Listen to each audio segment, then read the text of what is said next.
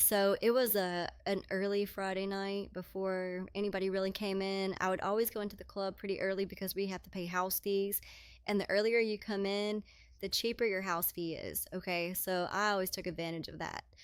And there was no one really there, maybe a couple guys like regulars at the bar. And it was maybe like me and a couple other girls also, at work at that time. So I'm sitting out on the floor at the bar waiting for people to come in, and then I see this couple come in with this other guy who was in an electric wheelchair, like a high-tech one, like the one Stephen Hawking's would use, sort of deal, right? So they sit down at or go to the table, and then I go over there and I say hi and I start talking to them. And shortly after, I had to go on stage. And when I go on stage, they start tipping me a ton of money. Like, I made about $400 on that stage set just from them.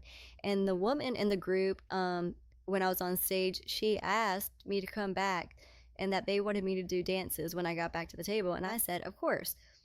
So as soon as I got off the stage, I went straight back over there, and she wanted to talk to me about something. So she said that the guy in the wheelchair had recently been through a divorce. He did like a deployment in the military in somewhere in the Middle East and got, hurt, and that's why he was in the wheelchair, and that his appendage wasn't working um the way it should, I guess, and that's one of the many reasons that his wife divorced him, and that she just was trying to cheer him up, and if I could make his appendage move, then they would tip me extra. So she paid me up front about another $400, and dances were $40 at the time, so that was 10 dances straight.